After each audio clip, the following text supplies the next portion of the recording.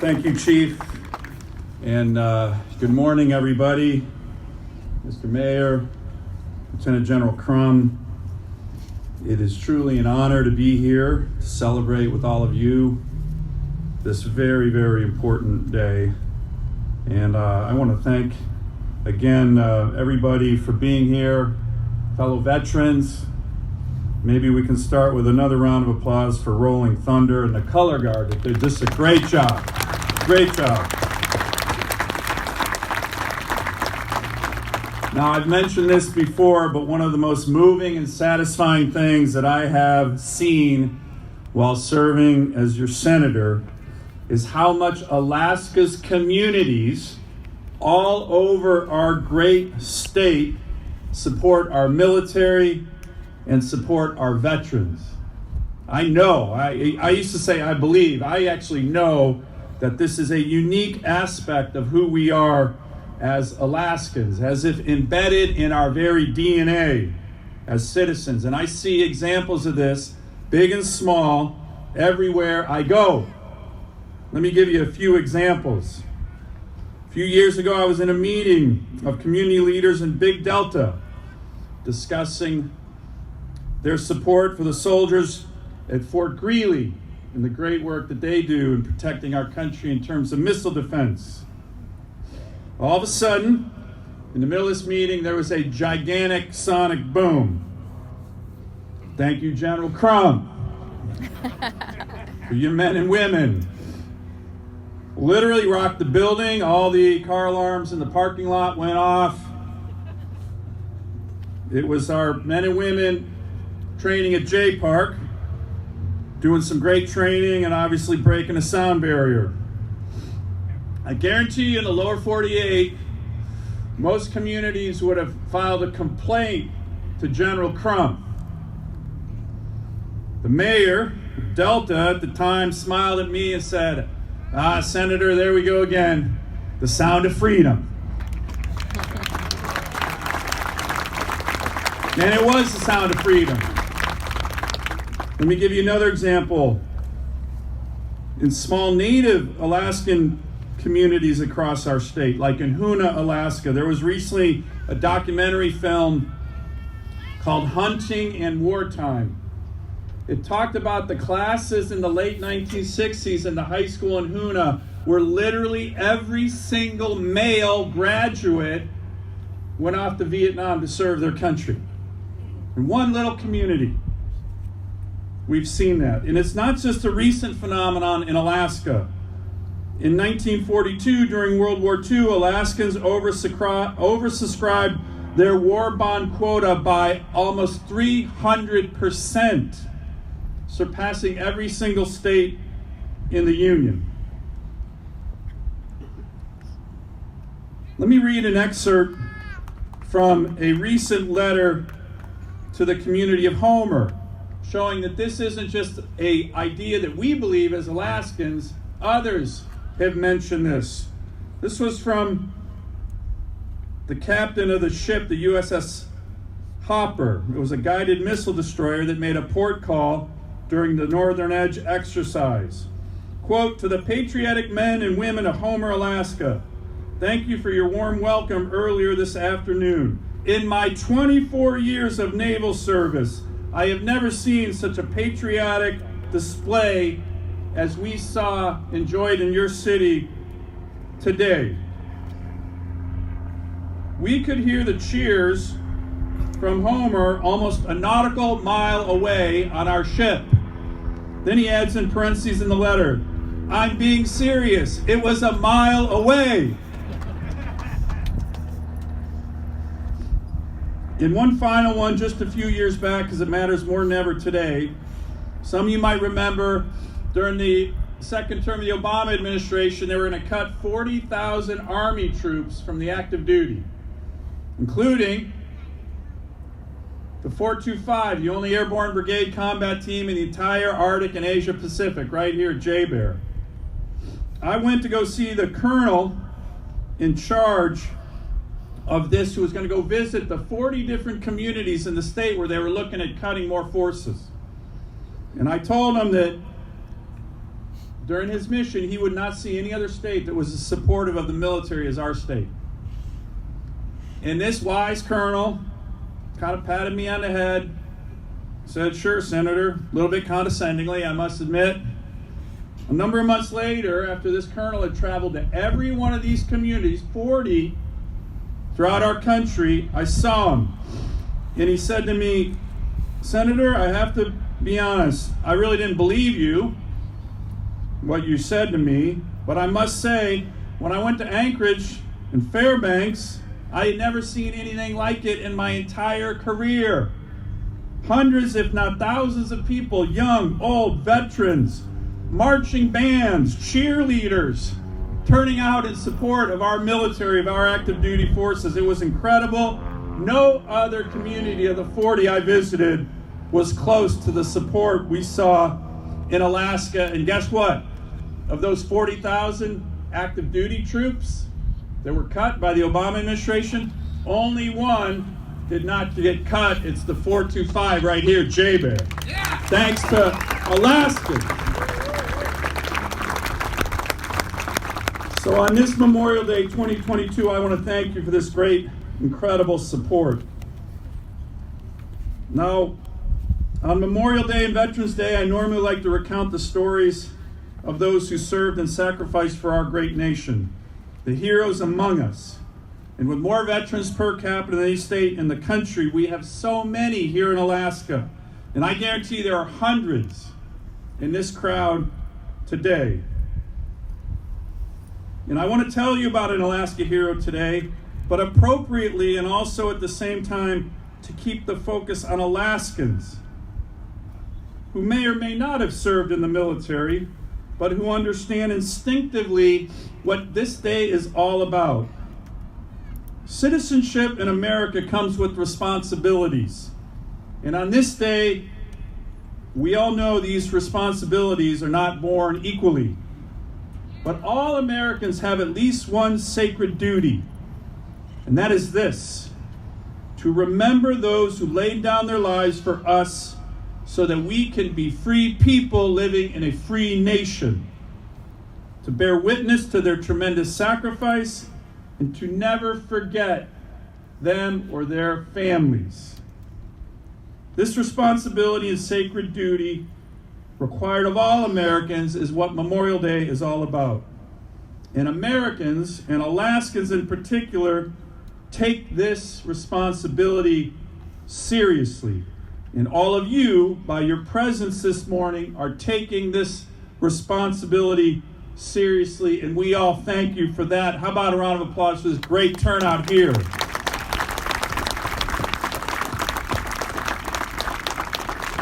So I want to transform all of you for a minute to another Alaska community that, as we speak, is also taking this sacred duty seriously. Unalaska, Dutch Harbor, almost 1,000 miles away from here out on the Aleutian Island chain. There's a ceremony taking place right now honoring a young Alaska native named Private First Class George Fox, whose record of service and heroism for our nation was this close to being forgotten forever. Indeed, had it not been for two dignified, tenacious Alaskans who deeply understood the sacred duty of Memorial Day, which is to remember Private First Class George Fox's service, would have been erased from history and the collective memory of Alaska and America forever. Like thousands of his fellow Alaskans, George Fox from Unalaska volunteered to serve in the U.S. Army and saw serious combat fighting the Nazis during World War II in North Africa, in Sicily, and near Rome, where he was killed in action as a young man in 1944. Meantime, his own community, particularly the Alaska natives from the area in and around Unalaska and Dutch Harbor, were undergoing their own trauma. More than most communities in America, Unalaska knows the sacrifice and costs of war firsthand in so many ways. almost 80 years ago to this very day, Japanese warplanes dotted the skies above the majestic mountains of Unalaska, raining death and destruction on this community, killing dozens of our fellow Alaskans and military members. In Alaska, the Native community suffered through an inhumane and horrendous internment policy that forced entire families to leave their homes during World War II. And when George Fox's remains were repatriated back to his home in Unalaska, he was buried in an unmarked grave next to his mother's grave, who had passed away during his time in service.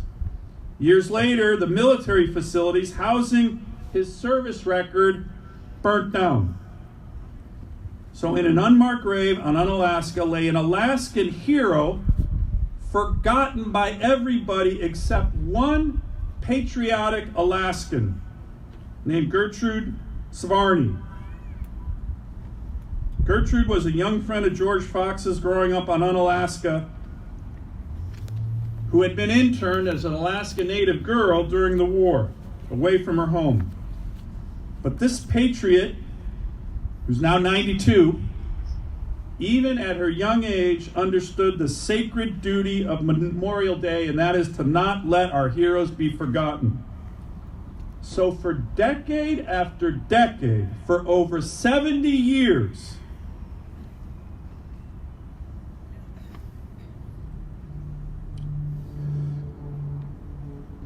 she would place a small American flag on PFC George Fox's unmarked grave on Unalaska on Memorial Day. Think about what a beautiful, quiet, dignified act of patriotism that was. One person, and continues to be. This morning in Unalaska, PFC George Fox's grave will no longer be unmarked. Thanks to Gertrude Savarni's persistent... Yeah, it's worth a round of applause.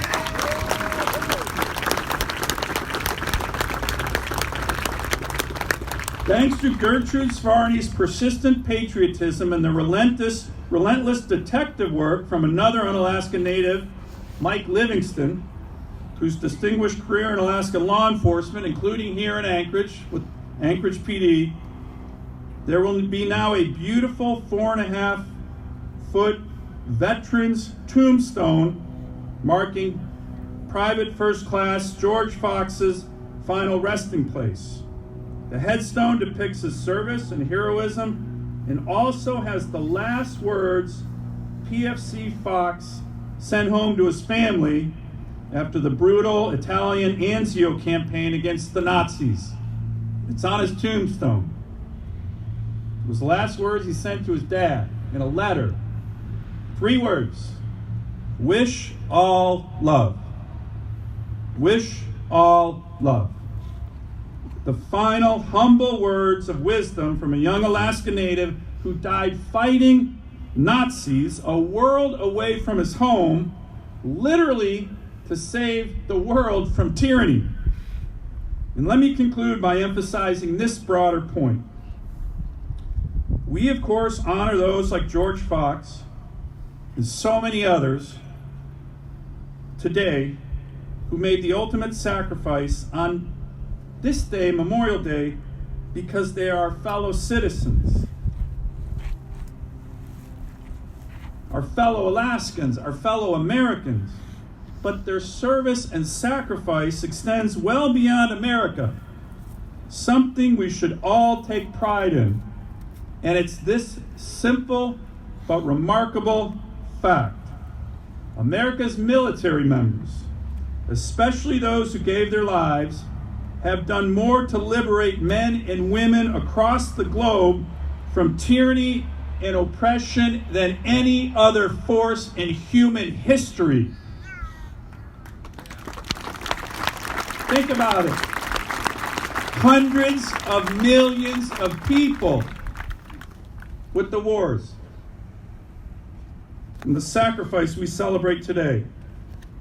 For this, we can say confidently that America is an exceptional nation. I often go for runs on the Mall in D.C., The World War II Memorial has inscribed in it, quote, "Americans came to liberate, not to conquer, to restore freedom, and to end tyranny." What other great power in the world in the last 200 years can say that? Nazi Germany, Imperial Japan, the Soviet Union, none of them can say that. And that continues to be the case in terms of wars we have fought after World War II. Korea, Vietnam, the Cold War, the War on Terror, Afghanistan, Iraq, that's been our creed. So I know we've asked all the veterans and their families to stand, but I think, because I know we have some here, if we have Gold Star family members whose sacrifice we honor today, whose losses have literally been about saving the world, not just America, from tyranny, if you can stand and be recognized. Please.